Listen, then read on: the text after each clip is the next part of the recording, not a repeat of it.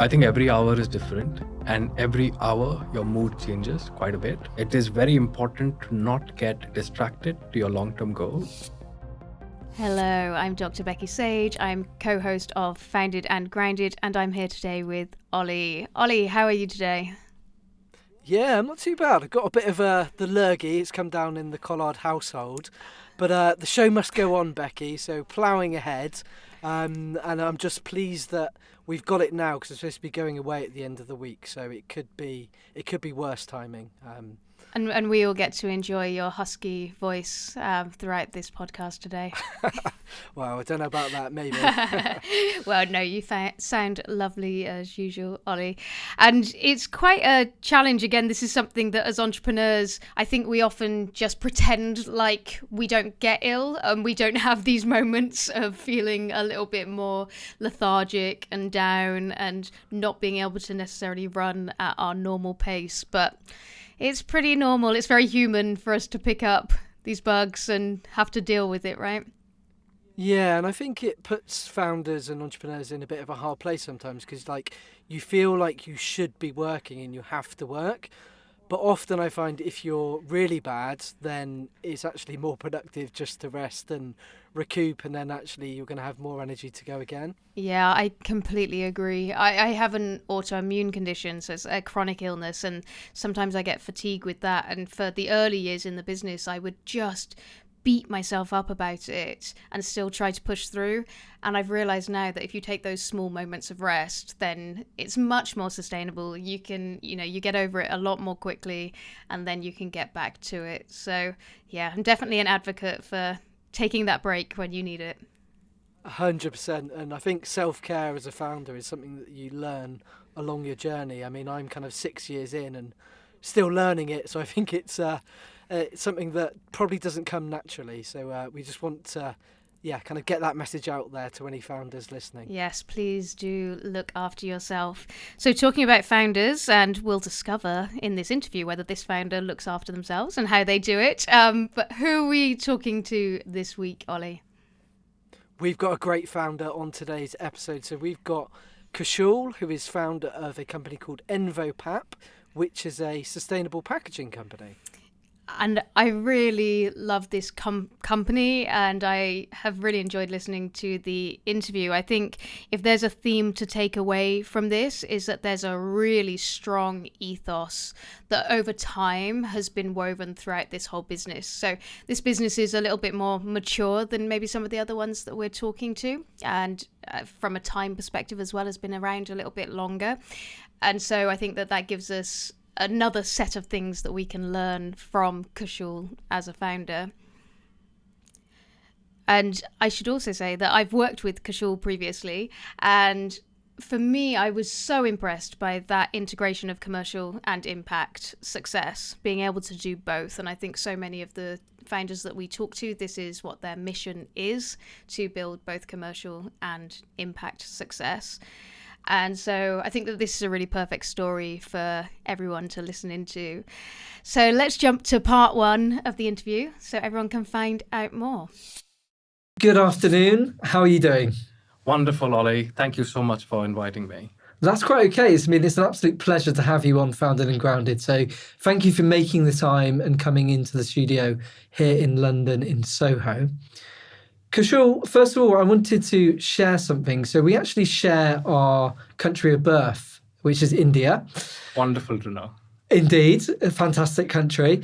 You saw firsthand a significant waste problem in India. Tell me about this, and how did this lead to you starting envoPap? I might have to go a little back to really showcase how envoPap all began. So I come from a family in India, which has been in the paper and packaging space since 1965. And I was pursuing undergraduation in India, and that time I was working in the family business. So back to 2010, that's when, being one of the leaders in the country, we faced a huge shortage of wood pulp. And that is the main component for making paper and packaging boards. So it was quite, astonishing to know that there is a shortage because the world has very limited number of trees to cut down. Fast forward 2014, I applied for masters at University of Southampton, got in, and my family shipped me out here to 1 year of study, work, understanding the European markets, and come back and join the family business. But this is the same time when I was here, I started visiting few exhibitions of packaging, seminars, and going across the market to understand what is different in the European region. And that's when the whole idea came that the whole world is trying to move away from single-use plastic, which is derived from fossil fuels, to wood-based paper packaging. Now that reminds me of my 2010 experience working in the family business. I was like, how is it possible right now that companies are saying very proudly, bold claims, hey, we're moving away from plastic, wonderful, but we're moving to another problem. So how can we solve one problem to another? Like, I feel that's the human's most biggest mistake. And that's when the whole idea came. So going back to India, glad to know that you're born in the same country. I'm a Western boy, born in Pune. But in India, we face a huge problem, which is waste management. In India, we generate about close to 370 million tons of waste, agricultural waste, which is not being able to use for any food for any cow or any animals. But more importantly, it usually gets burnt or then dumped. And every later end of the year, if you look at the media reports of northern India being smoked with smoke, that is because of the rice harvest and wheat harvest being burned down. So that's where the waste management crisis came in. But if we go in one step deeper into that, it's because for a farmer, you have to understand, India is a country where a lot of farms are owned by small and medium-sized farmers. So it's 1 acre, 5 acres. Now for them, they have to take it on the side of the field, put an effort to take it on the side of the field. The second is because the crops they're growing are only a certain height and they take off only half of it. So the half is just left.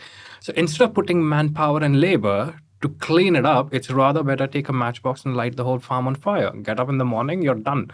Done, dusted. For that farmer, he has least amount of concerns about the environment. So we looked at the problem from two ways. If yes, there is a problem of waste management. The second is farmers don't have enough opportunity to get into the proper waste management cycles, or are they making good money if offered?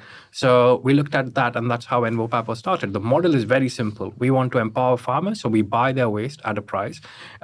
Once we've bought this, we convert that into different materials, and that's how we are utilizing the consumption of waste, which would have been burned down or then dumped into the ground, and then making them into products which can be utilized in industries across, print, packaging, and now into the replacement of single-use plastics. So we're getting there. It's a very clever solution, Kaushal. I absolutely love it. Interested to know, how do you connect with all of these small farmers that are owning sort of 1 to 5 acres of land? That seems like quite a large job to be able to go out, contact them, fulfillment, make this payment to them to buy their waste. How does that happen on the ground? So one, it's not a very clever idea. It's a very simple idea, but it's we're very passionate about improving the lives of farmers, being a third generation farmer myself. So it all starts with, we use 8 different types of wastes now, and we work with multiple vendors on the ground. So it will be working with sugar mills who are generating hundreds of tons of waste, then wheat mills or rice mills again. Or then we work with contractors. A contractor would work with multiple farmers. He would go send his trucks or carts and collect all that waste and get it to the pulping facilities we have in India. And then it gets cleaned. So because when we collect, it's from farms, you're expected to have lots of dust, lots of dirt, some other plastic items. So the first process is cleaning of that waste. After it has been cleaned, it goes through a screening process. If we find any metal items or aluminium or cans or something like that, furthermore cleaning. Once we have cleaned it up and it is good to be used in pulping, that's when we convert that into a liquid pulp. And then the process is very simple.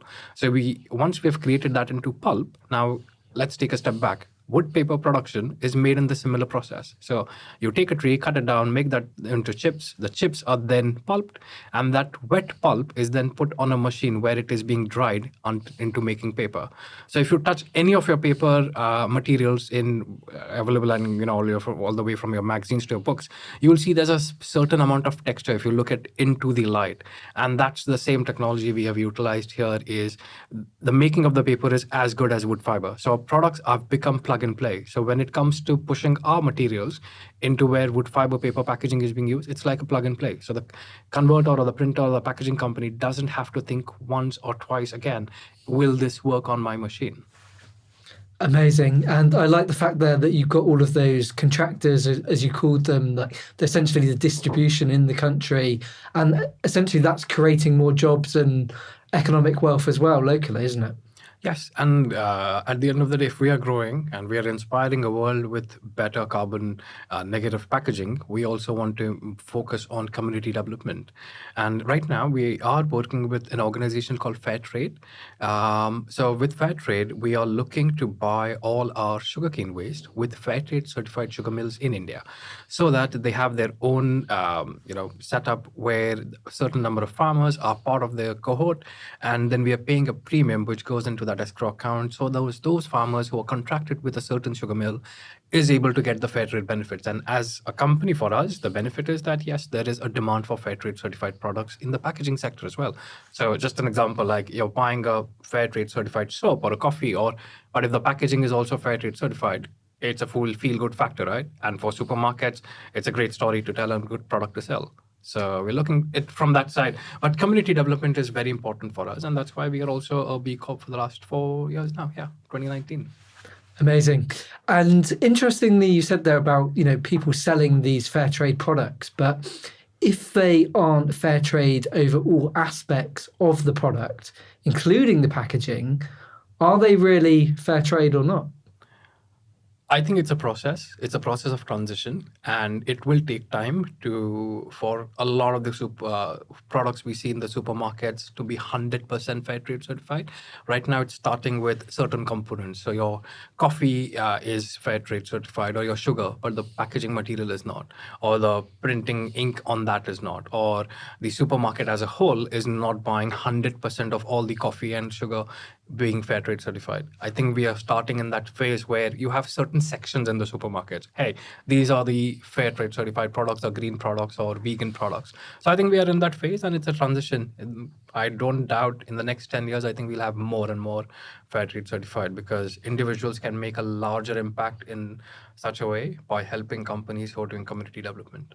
Excellent. And I like what you said about the manufacturers of the final products not having to adjust their manufacturing processes in order to make your products as well. And I think that's really key, to make it easy for them, but also it reduces your costs as well, which you'll then able to pass on to your customers as well, I assume. Yes. So when we started off, the first time when we made our material, I still remember 2015, it was at a studio where I was staying in St. John's Wood. And the whole idea that time was, hey, we have a lot of waste. Let's push that, make some paper, put it into A4 size packs, put some good branding, make it into a great story, and just sell it out. So from there, now 8 years on, I think the product has progressed quite a bit. We used to get customers saying we won't even write on it. It's not even that white because it's made from waste. To now, the same customers buying it in full place. So it does take time. I think innovation with waste has its own journey, and it will have its own strengths and weaknesses because the fibers are different at the end of the day. But this is where collaboration plays a huge role. And I think we were very blessed to have some amazing collaboration, customers, industry partners, university as well, who worked with us in making our product better. And which is why today I can sit in front of you and confidently say, hey, my materials are plug and play for a lot of the print and packaging industry. And they're not losing any time on the efficiency. So if they're using plastic materials or wood fiber and they're producing 1,000 units, if they use my material, they're going to make the same number of units. So their cost is not going up. If they are using a certain amount of ink, it's the same amount of ink being used. So it is making their convenience to change easier, and that's what we focused on for the last 8 years in terms of our innovation and research. I love that as well, because often a big barrier to change is the friction that is there, but essentially you've removed all of that friction to make it easy for people to be able to convert the process of turning it into either paper or other sustainable packaging products, which is fantastic. Just take me back to those early days then of sort of 2015. So you've done this first batch of A4 paper. you thought the idea probably had a bit of legs, but how did you go from this very kind of grassroots idea to actually turning it into a business? So firstly, a lot of thanks to my family. They supported me from the very beginning. They still are. And being part of a business where we've already done paper packaging for years in the business. So for me, at a younger age, I would love to go to the factory and sit on the forklift, tie myself there and go up and down. I would enjoy that more than being on the roller coaster. So, but if we go back to the early stages, one was making the product, but also getting the product out to the market. And the best way to get to the market was, that's when I noticed the exhibitions which I wanted to make sure that we are there. So we started exhibiting, and we started exhibiting every 2-3 months at larger expos where there used to be 50,000-60,000 people. So that's where the brand got a lot of traction. We did that 5 years in a row. I still remember we used to do that for 5 days. Get up at 8 in the morning, like 8 o'clock, we were on the stand until 10, and it's just selling. And that's when it's also a motivation, because when you tell the product story and the concept, and people are, oh wow, this is something I would love to get it into my country. And we are currently doing business in 58 countries. That time, in the first year itself, I remember we exported to 14 different countries. And that was the love the product got. It was something a lot of people related to, because A4 paper is something like, it's there in your office. You don't really care what brand it is, right? But, if it is made from a different waste source, let me try it. Let me see if I haven't got a market for that. And 2015, nobody was talking about sustainability. It was just, there are some green products, and very early stages. So we've been through lots of, human convincing challenges.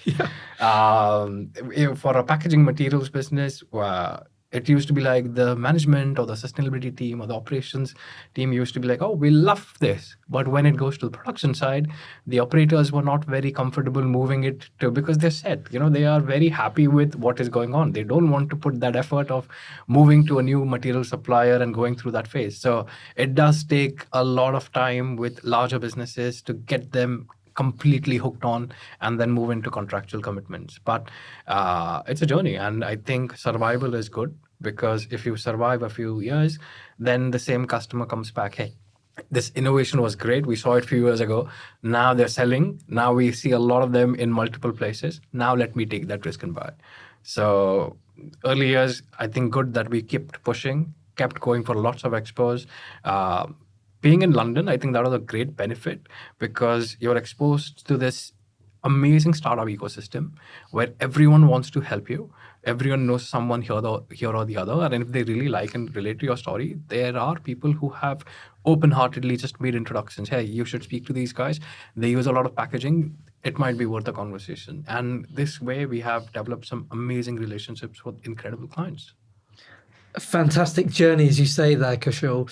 And I guess in terms of the kind of macro climate, in terms of, the climate crisis coming more to the forefront and people's awareness of sustainability being embedded into everybody's daily life, and also the explosion of e-commerce businesses, I guess that has helped the business along those years? Yes. So funny, 2020, we raised a round on Crowdcube, and we went live on our campaign on the 17th of March 2020. One day before, Boris Johnson comes on the TV and says, hey, from tomorrow there's a lockdown. So, but the lockdown, we did manage to raise and beat our target by 250%. But that was also the same time when e-commerce deliveries went to a high. And thanks to our research, which we started in 2018 on our e-commerce packaging material, our 2020, we actually survived because of our sales in the e-commerce industry. And new customers came on board. And the e-commerce boom has been great, because if you look at the amount of packaging which is being used, so we focused on reducing the amount of material being used. If you're getting a book, you don't need 3 different types of packaging. Can one single material do the job? So we started researching with lots of companies of how we can reduce the amount of material, make a different material which has multiple end of life, so that if it's a consumer at home, they got a book, and if they have a home compost bin, just trash it and put it in there. So it turns into home composting, or even if it goes into soil or water or seas, it doesn't impact ocean life or the land itself.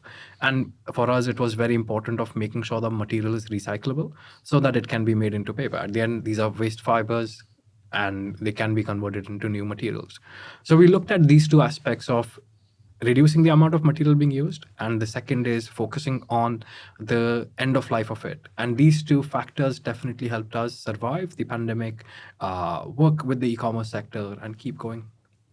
I love that. And from an outsider looking in now, it seems like a no-brainer. I'm just curious about, who's competing with you? What are the objections that you get when you're trying to sell this product to an organization? So a lot of companies think they are using FSC certified wood products or PEFC certified, and these are protected forests across the world by FSC or PEFC organization. And a lot of customers think, hey, you know what, we're doing the right thing by using FSC certified products. It's coming from protected forests, or then we are using recycled materials. That's when we did an LCA and we understood our products, even though coming from India, the waste collection is in India, but if we compare it to London or UK customers, we still have a lower carbon footprint, even if they're manufactured in Europe or even if they're coming from the US. So that definitely helped with a lot of the clientele in convincing why envoPap is a good choice. Then second is, a lot of times it also is on the technical parameters, because not all machines we have used our material. So the more we get into different industries, like right now we are making protein powder pouches, like something which you can just pick up from a supermarket, one for one-time use. Now, there are multiple materials inside. So how do we make sure that our materials have those barrier properties of making sure that the product inside is fresh when opened, or it has the barriers of water resistance? So it's in that transition phase. Each industry is very different. We have to tackle that in a very different way. People are very different because we work in so many different markets. I think understanding cultures is also very important, and being respectful of that is also very important. So lots of learnings in the last few years for sure. And more importantly, I love that this industry is so buzzing right now. Everybody is looking to collaborate. And that collaborative approach is where we will take it forward to a better, greener, sustainable life. But coming back to the sustainability right now, as you saw in COP 28, we need $4 trillion of investments into climate finance. And right now it's $80 billion. So we are far off right now. It's a big gap. It's a big gap. And I really hope the next few years we are able to get closer to the targets. Fantastic. And I'm interested about how you balance all of this kind of new product development. So you started out with the paper and books and talking about protein packaging, etc. Now, how do you balance developing new products versus using that money to reinvest to grow the business? So from the very beginning, we've always focused on that. We focus on products where we have the highest amount of impact, number one, where our quantities can be scaled up. And number three, the bottom line is good. Like the profitability for every industry is very different. So every year we used to make a project analysis. Hey, you know what? Today we are working in the cosmetic sector. We're making some face mask pouch packaging, or we are making boxes for your perfumes or stuff like that. Or if it's in the food industry, we're making burger packaging, or your coffee or tea packaging. If we move into your confectionery products or FMCG products, we kept continuously going into understanding which different products can our materials replace. Do we have the clientele for that? And if we have to innovate with these, how do we go about it? So we've been blessed with some amazing university partnerships here in the UK, from University of Bath. From the 2018, they've supported us. Henry Royce Institute of Materials and University of Manchester. We've worked with University of Warwick here. In Germany, we've worked with TU Dresden. And in India, we've worked with IIT Roorkee and IIT Kharagpur, some of the finest institutions who have helped us in this transition. So for me, I love going to supermarkets wherever I travel in the world. And one of the things, I don't go to buy, I actually go to understand what kind of products are being packaged, what's being imported, how are they, getting about it. Is there any credentials being mentioned on the packaging. And that's how a lot of innovations have come through. Either us going out to the market and looking at how we can do it better, or customers have come to us, hey, we love your story, we like your product, we like your material, can you do this for us in our industry? And yeah, last year's project was for us was to make wine packaging, and we've created one of the most beautiful wine packaging. Like, I would buy the box rather than the wine. Amazing. I'm going to have to check that out. Kaushal, I'm really interested in what difference all of this has made in terms of difference to your customers, sustainability, the planet. Can you share how envoPap's products have contributed towards environmental conservation, particularly in reducing deforestation and waste? Sure. So let's go back all the way to the start.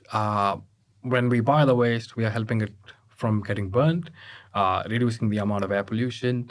From there, the more waste we use, the less wood fibers are going to be utilized. So for us, yes, it's not a direct impact, but it's an indirect impact where the number of trees being cut down have been reduced every year for the paper consumption packaging. For us, our waste gets generated every single year, but for a tree, it takes 20 to 25 years. So there is a lot of amount of waste. Third is end of life of it. We can make as different new age materials as we want, but if you're not able to recycle, they're just going to be on this planet going to get burned or incinerated at some point of time. And then the amount of reduction of carbon emissions, because today our packaging materials have a 28% lower carbon footprint when we compare it to wood fiber packaging, or when we compare it to plastic materials derived from fossil fuels. We do have a higher impact because fossil fuels have very limited end of life, and even though it is recyclable, but the recycling rate is mere less than 50%. 9% of all the plastic which we produce is recycled. So we look at these four pillars. One is communities, one with farmers and the air pollution aspect of it. The second is deforestation, how we can utilize more waste and take the number of trees being cut down, reduce that. Third is the carbon emissions cycle for overall, because for us, it's not just the production of our materials, it's also transportation all the way to the customer location and comparing that to the materials which they were utilizing before. So are we doing a good job? And then the end of life of it as well, where all the materials we are utilizing in our production processes. So last year, we recently got vegan certified in October of 2022. And we're very proud. We went through that journey of going through every single chemical we are putting into our manufacturing and how it impacts the future of the process of utilizing it, getting it packaged, then it goes to the customer, and if it goes to recycling in different parts of the world, because we might be sending our packaging to a company based in Poland, but that Polish company is selling that packaging across Europe, so it's going to go to multiple different countries, and having that certified end of life, I do feel is a very important factor as a founder for me. If I'm innovating with a new material, the end of life also should be on equal ground. The security threat to UK tech startups is growing. Protecting your innovation is crucial to your business success. Secure Innovation is here to help, and it only takes a few simple steps to get started. Don't leave it too late. Visit npsa.gov.uk/innovation to find out more and download the Quick Start Guide for free today. Are you looking to access finance for your business, but unsure where to go and who to trust? Introducing Hexa Finance, providing growth funding to startups and scale-ups throughout the UK. Ben and Stu started Hexa Finance with a clear mission to make finance more accessible to business owners like you. Launched in 2020, they know firsthand the growing pains you're facing. Their fast growth business is the proud winner of the Startup of the Year award and has recently been recognized for its economic contribution. So, if you need funding now, or it's on your horizon, the experienced team at Hexa Finance are here to help. To access your free consultation, simply go to hexafinance.co.uk/contact. So I said going into this interview that we might learn more about what it is to create an impactful business and a business that's a commercial success. And I don't know about you, Ollie, but I feel like this was a masterclass in how to create an impactful and commercial business. 100%. I was blown away by how well Kaushal has actually balanced the two, and that's where the real magic happens. And you can just see how much Kaushal cares about the business and sustainability and making sure that all stakeholders win. And I think that's why it's such a great business, and it comes back to that love and caring. And it felt so integrated, didn't it? The two things. It's not like, oh, we're focusing on the business on one side of it and making money, and then we're focused on creating impact and we care about sustainability. The whole thing is completely integrated. And I think the reason they were able to do that, and the thing that struck me in this first part of this interview, is something that we talk about a lot, but I don't think I've ever seen it as beautifully executed as, or certainly as described by Kaushal in this interview. And this is about having this love for the problem space. So really interrogating, being curious, and doing that across the whole problem space. This is genuine love and care for the problem. It's not all let's understand our, target audience a bit more and make a business out of it. It's so much more than that. And my advice is always to founders, and I'm sure you'll echo this, is trying to fall in love with the problem, not the solution. But I think Kaushal is on another level here. He is literally knee deep in this, and this isn't like some honeymoon period. This is 8 years in. So his love for it hasn't changed. Yeah, and I think what struck me is it's this love, like you said, for the problem space, and the problem space then encapsulates such a wide group of stakeholders, such a wide range of skill sets required, different sectors that they're working in. But because you have that underpinning love for the problem space, all the rest of it becomes integrated via that. And I think that's why it feels very connected, is that there is this real deep love, understanding, curiosity around the problem space. And that of course is sustainability, but I think it also went back to, right back to childhood. I loved hearing that Kaushal's kind of would just as much be sat on a forklift in the factory as he would want to be on a roller coaster. In fact, I think he said he'd prefer to do that than be on a roller coaster. So you can just feel that as he was growing up, he was getting integrated into the industry, and this is giving him, I guess, the love for manufacturing, for business, for the specifics around, paper packaging, and it starts there, but it's kind of grown so much since then as well. Yeah, I mean, two things that I'd say there is, firstly, having this macro view of all of the different stakeholders, making it all connectedly in a very seamless way is an incredibly hard skill to master, and it's a very hard one to teach. I think sometimes, you have to have this strategic brain within you to be able to coax out these skills. But, I mean, obviously he would have made mistakes along the way, but as I say, his strategic capability is absolutely outstanding. And I think, like you say, it comes back down to things that influenced him in his childhood. I mean, sustainability definitely isn't a buzzword here. It's integrated into every single part of the business. It is the core feature of the business. And I like what you said there about his childhood, because often in our childhoods you don't actually realise, but actually later in life there's things that you do then which are influenced by your childhood. And I kind of really hate quoting kind of overused quotes, but Steve Jobs does really sum this up well, that you can only connect the dots looking backwards. Yeah, and I think that's a lot of what's going on here as we listen to the interview as well, which is Kaushal has found, and envoPap has found this win-win-win-win scenario. And it's not just a win-win. There's multiple stakeholders, including the environment, including the farmers, including the business and everyone who's involved in the business itself. And of course the manufacturers and the end users as well. So he's got this win-win-win-win.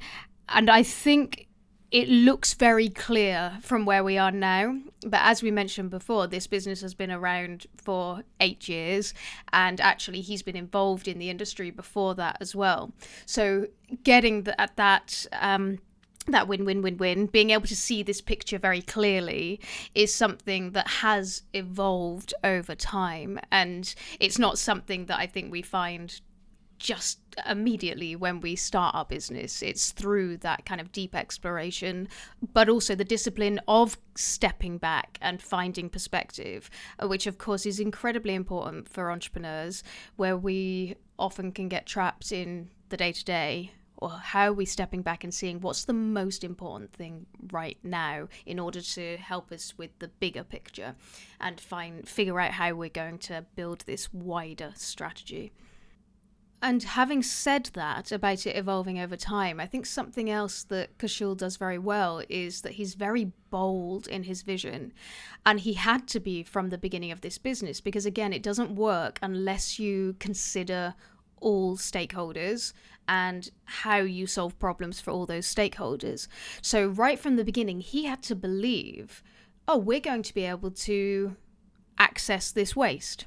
We're going to be able to process this waste. We're going to be able to engage with manufacturers. We're going to be able to build the product that's going to be able to plug into those manufacturers. So he did have to start with this bold vision and actually believe that they would be able to move the needle on all of the aspects of this business. So Kaushal has had this big vision and has managed to carry out this end-to-end analysis. But many businesses shy away from this. And why do you think businesses struggle with being bold with their vision? I think in this circumstance, it comes down to Kaushal's personality. I think you've got to understand that he's been embedded within business from a very young age, from his family's business. He's come over to this country to do his education. He's got this international mindset as well. So I think taking all of that and his strategic mind, I think has actually enabled him to build this end-to-end business quite naturally. So I think it was inherent within him. And others actually have to learn that skill set along the way. So I think he had a bit of a standing start there. I think you're right. I think Kaushal had many opportunities, including, like you said, that inherent approach that he's been able to apply to the building of this business and his upbringing and what he was exposed to. I think there's also things that we can all learn from his approach so that we can take it with us, because I guess people might be listening in and thinking, oh, well, maybe I haven't even got it in me to be this kind of business person. But I think we can definitely develop the skills and take some of the strategies. So as we mentioned, he definitely had knowledge of the industry and had exposure when he was very young, which is going to mean that a lot of that knowledge is just built in. But of course, we can all gain experience in different ways. So I think that's the key to this, really, is thinking if there's an industry you really want to be a part of, find different ways to gain experience in that industry if you haven't already.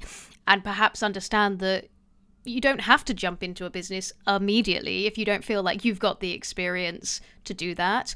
Or you can start up a business and you can build knowledge and experience as you go along. So it's just knowing that you can build that over time. He also talked a lot about doing research and, of course, kind of academic research, but also research from a commercial perspective, and certainly doing a lot of networking that helped him to build his knowledge, doing lots of trade shows, getting them out there, but also gaining the information from doing that. And I think that's something else that he really embodies, is this notion of the entrepreneur who's always learning, and they do that by focusing on one thing at a time and really taking the learning from each thing. And then something else that we teach a lot when we're talking about kind of building the business and figuring out your model and figuring out how you're going to make it work is ecosystem mapping.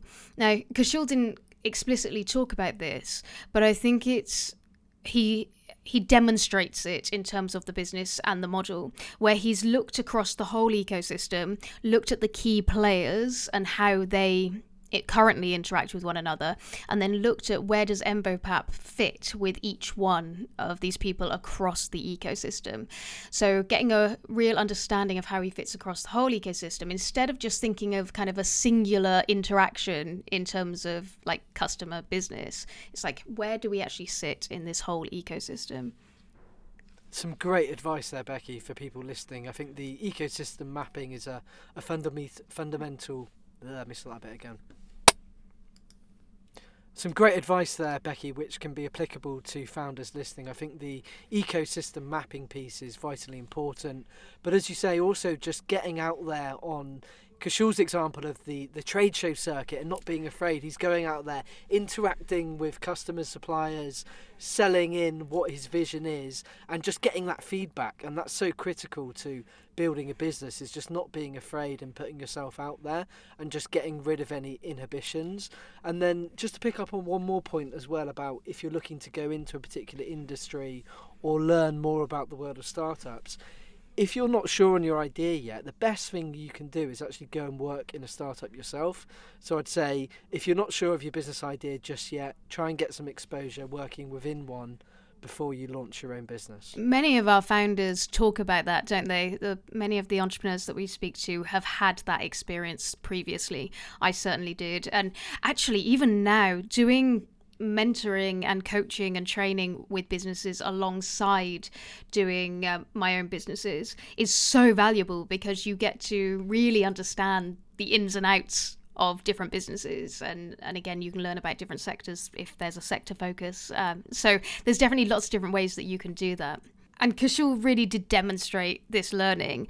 Of course, a business with so many stakeholders is going to have a lot of learning along the way, and it must have its challenges. So let's go back to Kaushal and let him tell us about what the challenges are and have been, and how he has overcome them. Because it's a great journey. You'll learn a lot by meeting lots of great people, some bad people as well. But it's a lot of time, and you have to have those conversations. You have to put yourself out to the market. And it's a very hard thing at the end of the day, because you're passionate about the impact you're creating. You want to create more impact, but then it's also very important that you get the finance in for the business to stay alive and keep growing and keep scaling up. So balancing that time between fundraising, business development, and innovating, I think that is quite a hard thing. And I hope we fared well, but we can do better. Good answer. And I'm interested to know a bit about the scale of the business. Obviously, it was started by yourself, and you've had the support, as you said, of your family in India. But what kind of size is the company here in the UK at the moment? So we're spread across 3 locations. We are headquartered in London, and then we have a European base in Frankfurt, and we have an office right now in Pune. And last year, we acquired a piece of land in Bombay, and we've started construction of envoPap's first manufacturing plant. So by the end of next year, we'll be more than 50 plus people, and globally across. And right now, we are about 20 people working in the business across the 3 offices, and we are selling our products right now in 58 countries. Fantastic. And during that time of growing the business from yourself to a team of 50 people, I'm sure there's been some failures along that journey. Has there been one that's been kind of your favorite failure? And what was the lesson that you took from it? I think across every year, there is one failure which defines that one single year. One of the last years, I do remember, we worked with a much larger clientele. And when we work with larger clients, I do feel we need to go through a very stringent process of due diligence on them as well. We do want to work with every bigger client, but I do feel sometimes we get carried on that, hey, I want that big name on my deck, or I want that big name to start using my material. But we don't really look at the intricate details of, are they going to pay me on time? What are their supply chain processes? Is this something where a lot of other companies have suffered, and can we take lessons from that? So we have been through a few clienteles like that, where we wished we wouldn't have done the time, we wouldn't have spent the time developing the product, making the product, giving them the best service, delivering the product, and then literally begging for money, your own money. And it's a horrible experience. And I think that's a great learning for me. It has been. Of course, every client is different. You cannot generalize it, but I think that's something which did take us back a little bit. I think big business has to make a bit of a step change there, because startups, we all work with 100%. startups, they pay each other on time, every time, because they understand the value of that cash flow to a small business. Sure. Whereas, you're talking about doing business with big businesses, it's a whole different ball game. Their standard terms might be 90, 180 days, and then it comes late and you're chasing, and it's not right, is it? It is not, but that's how the world operates, and they don't do any business without the terms at all. But I think we were only exposed to this kind of it after a few years in the business. So the early years were very different, and now I think the challenges of scale are very different. But these are challenges, and if we take the right steps, we would be able to navigate through them. What's your biggest growing pain? I assume obviously buying this land in Bombay and doing the manufacturing in-house is going to be a significant step change of the business. So that might be one area, but is there an area aside from that which is the biggest challenge for you at the moment? So one of the reasons why we decided to acquire this land was the supply chain of it, because today our material across India goes through multiple locations. So the time to get it to port in Bombay is about 6 weeks. So if I can get all my materials in Bombay, keep them ready when a customer places an order and dispatch it within 5 to 6 days, I'm reducing about 6 weeks. So supply chain in India or internally itself was quite a challenge for the first few years. Now we have a plan to navigate through that. But now if you look at the international side of it, yes, there are supply chain challenges every single month, every single week. I think I don't have 1 week I can tell you where we have not had a supply chain issue. It can be as simple as the material has arrived at the port and the customer has not paid the import duty for it to be cleared. The charges are back to us. Last year, I remember we shipped about a few containers to Hamburg port. And at that same time, this was April, the war in Europe, in Eastern Europe, was very fresh. And it had created a huge supply chain crisis at all the ports. It was, delays. They didn't have the manpower, or they were too busy. And that created we had a huge penalty from the port because, one, we didn't get a train line to move the material from Hamburg to interiors of Germany. And the port material was lying on the port. So supply chain is every year, every week, every day challenge. And the only way we can do is good communication with customers and having our contracts very tight so that we protect our ask every time when some external factors are driving our losses. And that's the point, isn't it? Sometimes it's things that are completely out of your control that you couldn't have planned for, like the Suez Canal. I don't know if that affected you. And it did. Right now, for every container, we used to pay a certain amount of insurance. The insurance cost has gone up because all our goods come from via the Suez Canal and the Red Sea. And there's some issues going on right now, and we need to pay a higher price. So supply chain, yes, it's a big challenge. And I think you have to accept it as a product business. Wanting to work internationally, I think we have to take it as part of our business and just be better at it. There is no way you can complain about it. If you want to sell to a customer in Africa, you have to have supply chain flexibility. Building a business can be all-consuming, Kaushal. It is. What's one sacrifice that you've made either consciously or subconsciously? Being away from family. I love my family and I love spending time with my family. And I'm the only one here, living here. And all my family is back home in India. And we're a very closed family. So I think that is one sacrifice I do feel. I think it's the biggest one. But now by making my factory in India, I get a chance to visit them quite often. So it's great. Very strategic of you there, and it makes complete sense as well. And I guess when you originally came out here, the plan was to learn and educate and go back to India, wasn't it? But that didn't quite work out. That didn't work out, but this did. Which I'm sure your family are definitely happy about. They're very proud of what we've been able to do. And there's a lot of love and support always. Amazing.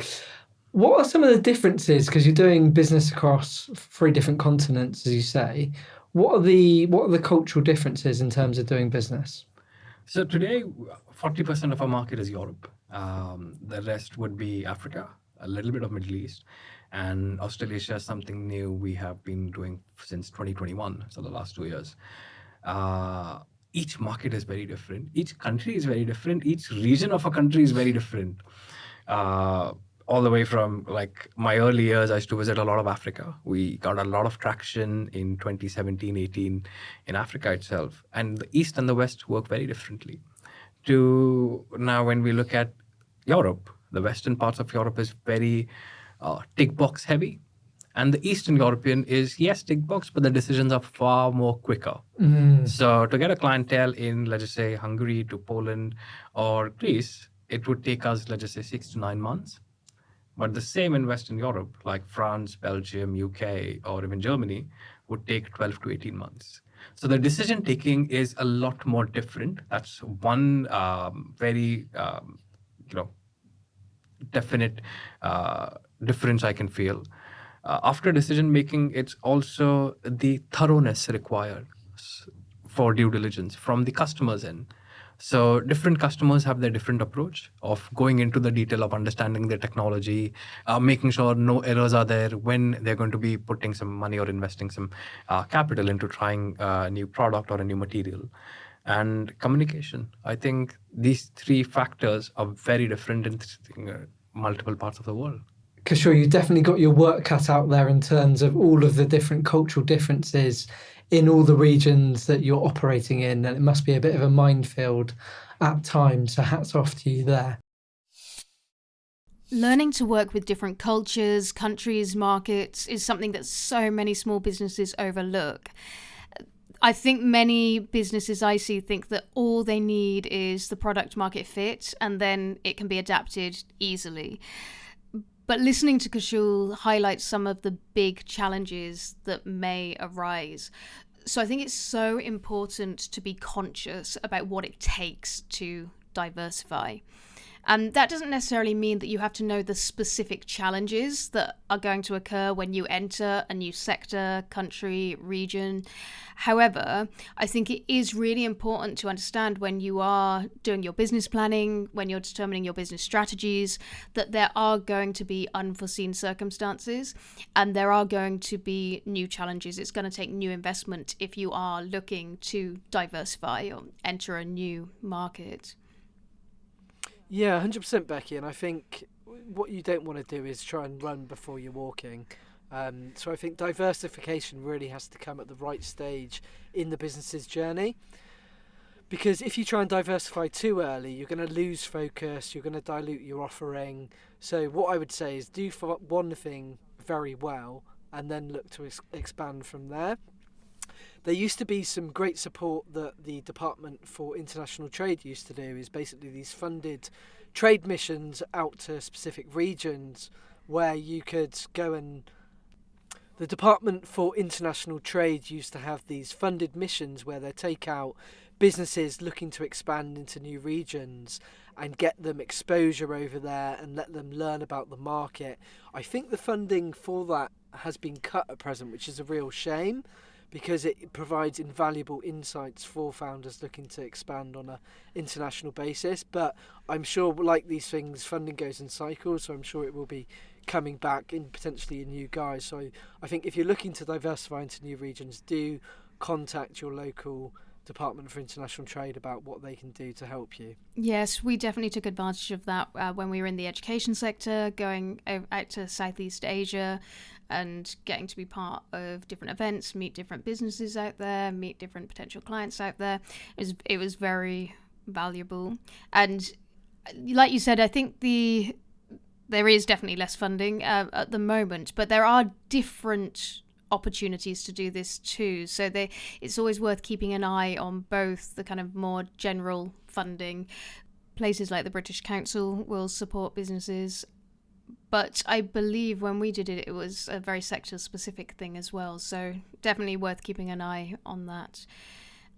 One of the other things I thought was really interesting, thinking about focusing and what it takes to go into new sectors and develop new products, is when Kaushal was talking about the focus on protein powders, for example. So I think this is a really great example of being incredibly specific and incredibly focused, but also generating a whole new opportunity. And so doing that through research, thinking about where is there something that is getting manufactured all the time? And of course, now Kaushal's been in this for 8 years. He's probably knows the manufacturer as well. He understands what's going on, where there is a good market opportunity, and then really putting that focus on the one thing to make sure that that product is really, really good. And I loved that example because I thought that was just a really good example for other entrepreneurs to hear as well, in terms of how directed you can be in terms of your focus. Yeah, and also what I'd say is make sure that you're fully aware of all the resources that you'll need at your disposal to take advantage of that opportunity, because like life in business, everything is a trade-off and an opportunity cost potentially. So it's thinking about what you could do with the resources at your disposal. Yeah, and sometimes we don't know what those resources are going to be, especially early on. And I think this was very interesting to hear Kaushal talk about supply chain management, and especially in different regions as well, and what that looks like, especially once you're exporting and you've got to think about getting fined for having things left at a port. You know, these kind of things are really important to know. So if you're trying to do too much all at once, and you're trying to do that with fairly limited startup resources, that money is going to disappear straight away. You're going to find yourself with more problems than you can deal with. So again, focusing on one thing at a time and doing it really, really well, and getting to know it and becoming an expert in that space. And then you can apply that as you grow the business. The other thing I thought was incredibly helpful for Kaushal to flag was this idea that big names aren't always the best customers. I think we all have this desire to be like, oh, I'm working for so-and-so that everybody else has heard of. And it's, you know, it sounds like a really good name. And we think they're going to pay us loads of money because they're a big corporate, and it's going to be great because they have endless resources or whatever it might be. And actually, this is where issues can come in. These big customers can be really quite difficult to work with, whether it is payment terms or whether it's just kind of the people within those organizations, whether it's because they actually really don't need to have that empathy built in perhaps to what they're doing in terms of understanding you as a startup, or perhaps even being bought into the real value that you're offering in your business. And so I'm intrigued to just dig in a little bit more as to why do you think we always want to work with these big names? I think it is that, you know, being attracted to the glitzy big name that you can put on your website. But in practical terms, often it doesn't work out as well as you hope and expect. I think, you know, both of us working with startups, we know that it's inherently risky in small businesses. But what I take comfort in is that startups and small businesses, they know the struggle. They pay you on time. They get it. They understand cash flow. Whereas big corporates, you know, with big, you know, 90, 180 day payment terms just aren't on the same page sometimes. Obviously, I'm overgeneralizing here, but there's a conflict of, I think, values there. And I would say if you're able to do something on a smaller scale with a smaller client, often that is a better way forwards. Just on a side note as well, I was watching this documentary on Netflix about the PepsiCo scandal. I don't know if I haven't watched heard it. about it, Becky. No. So basically, Pepsi offered this grand prize of a Harrier jet for 7,000 Pepsi points.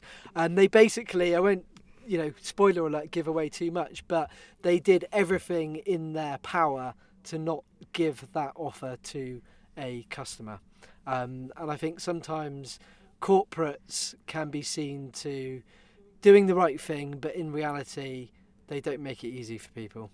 Yeah, and I think as a small business, there is some value. I mean, when we talk to other customers, when we're talking to investors, for example, there is a little bit of a like, oh, interesting, like you're working with this big name, we recognize that name, there's some kind of validation there. But something that I've worked on with some of the business I've worked with is also thinking about how, again, can we be really conscious about how we build this into our strategy? So if we know that bigger businesses are going to be, certainly when we talk about payment terms, it might be more challenging. They also may not be able to co-create as much with you. You've got to fit in their boxes instead of being able to, you know, maybe create together. it's being aware of that, being aware of the role it plays within your strategy. So doing something quite hybrid can be helpful as well, where you know that perhaps you've got some of those bigger businesses in there that over time are probably going to become cash cows if you can build some really good relationships.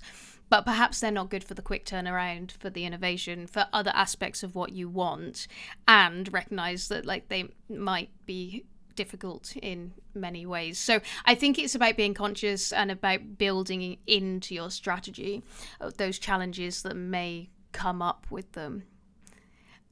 Yeah, I think you said it perfectly there. It's just being aware that you're probably playing on their terms. And if that fits into your model and it works, then it can be a great relationship still. But it's just going into it with both eyes open. I think that's the message we want people to take away. And so Kaushal's certainly explained how he's learnt these lessons, and they're now doing so much. They're making it work in many different sectors. So I'm really intrigued to hear where it goes from here. I mean, I'm kind of expecting nothing short of world domination at this point.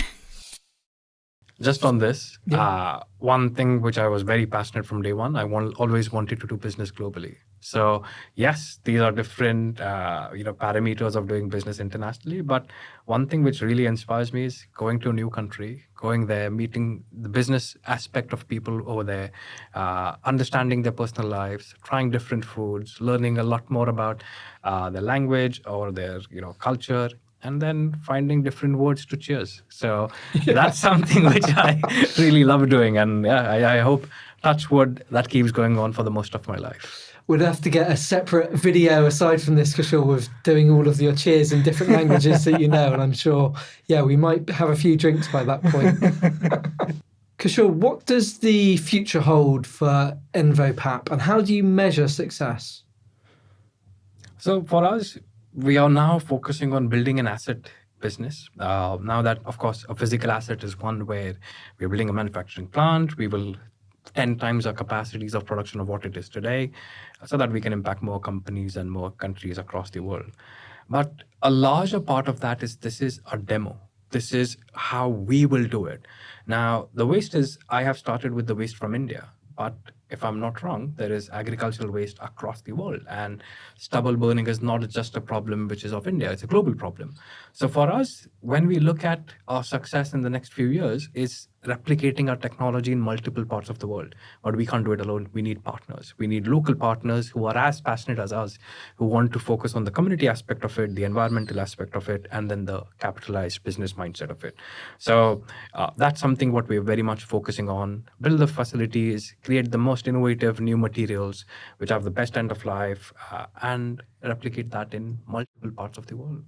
So it might be Australia, where we might take wheat, or it can be Canada, or South America, where there's a lot of bagasse, or eastern western parts of Africa as well.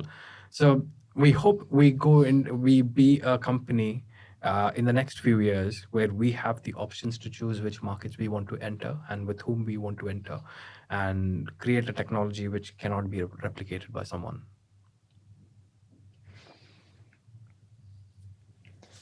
One of the key parts of Founded and Grounded is asking our featured entrepreneurs to distill down just one piece of advice that you'd pass on to a fellow founder. What would that one piece of advice be? I think every hour is different, and every hour your mood changes quite a bit.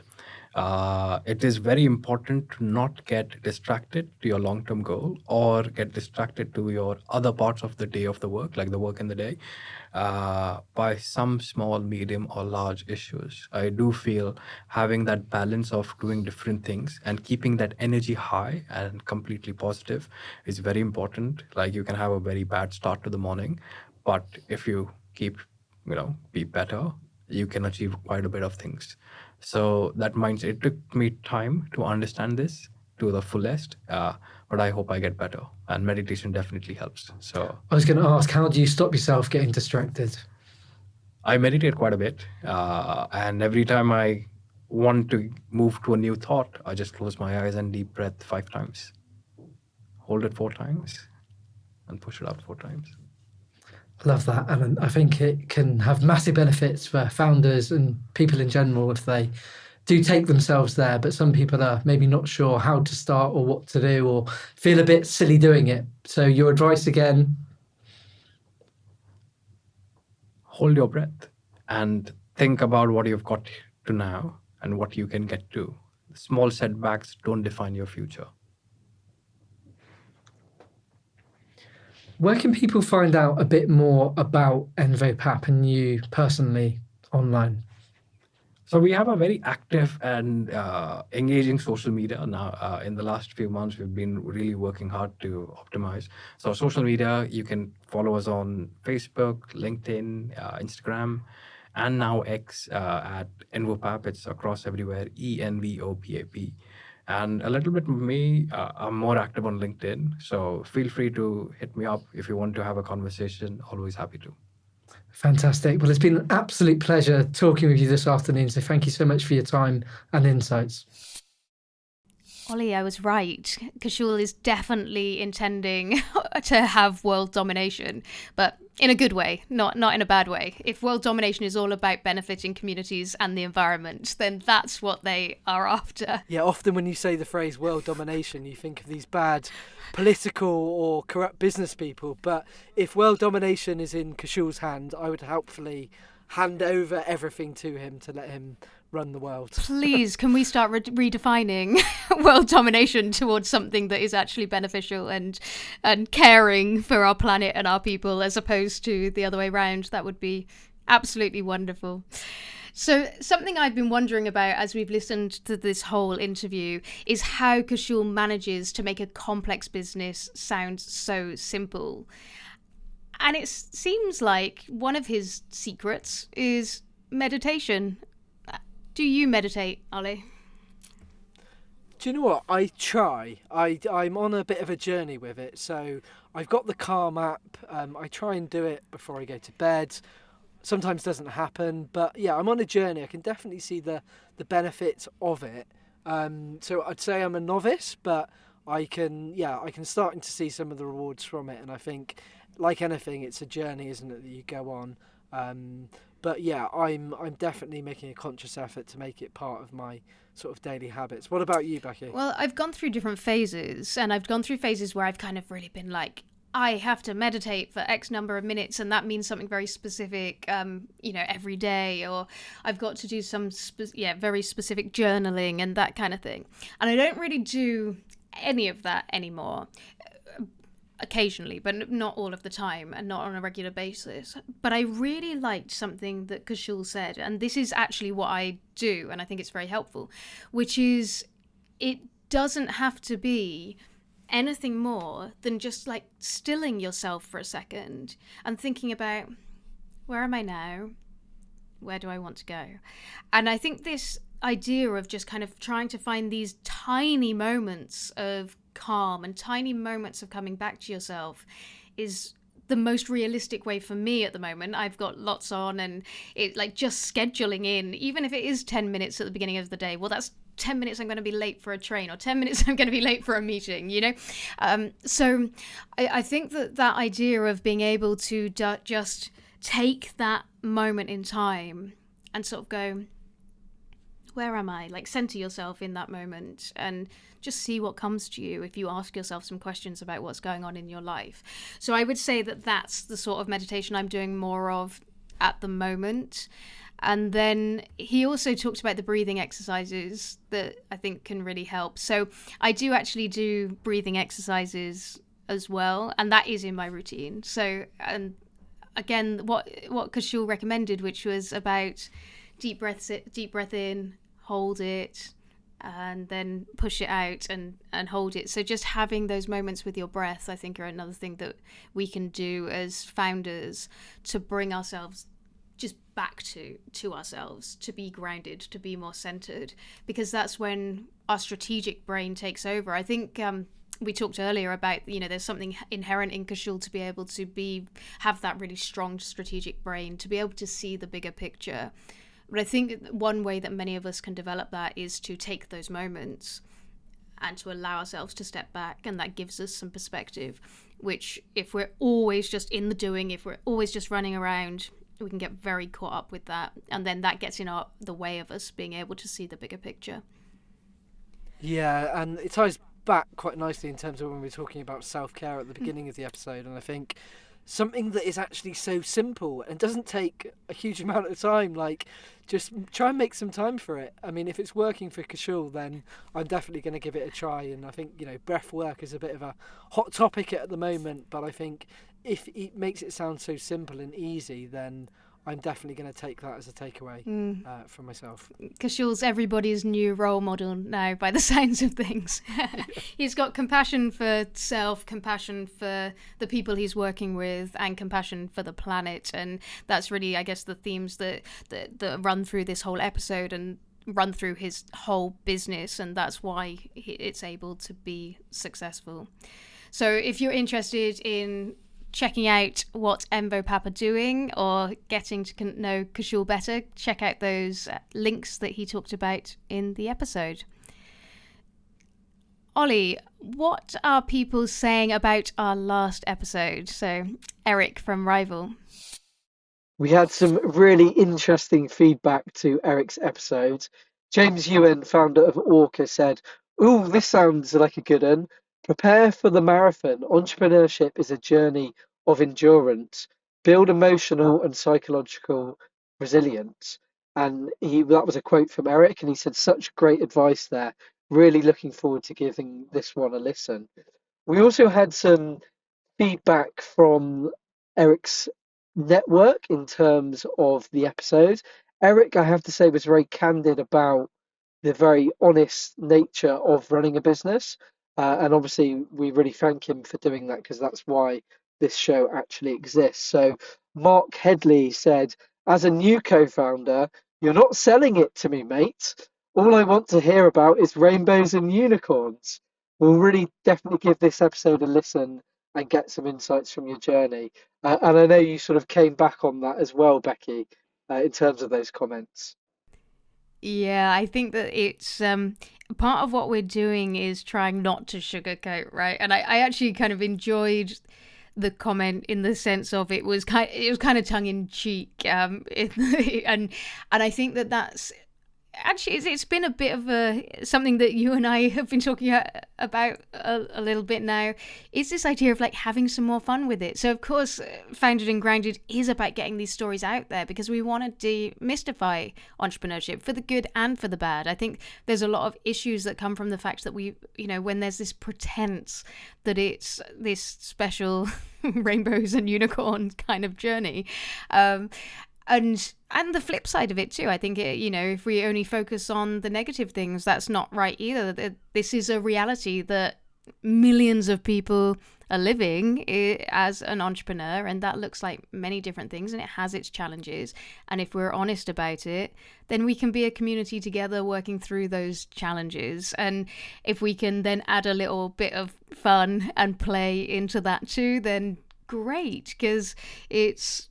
yeah, these are the lives that we're living, right? These are the choices that we've made. And yeah, let's throw ourselves into it, but do it with our eyes open.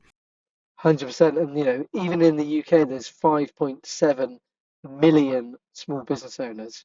So that is a huge proportion of our population. And this is why this exists, is to, you say, learn from early stage founders, but giving all of the upside, but also showing the downside along the way as well. Thanks for that, Ollie. And so who have we got coming up next episode? So we've got a great founder called Felix, who's running an impact business again. It's called Sharesy. Essentially, in a nutshell, it's an Airbnb type model for community spaces. Excellent. I'm looking forward to hearing that interview. Thank you everyone for listening. If you like what you've heard, please leave us a review on Apple Podcasts, and don't forget that there's a big selection of previous episodes. Just search Founded and Grounded on your favourite podcast player.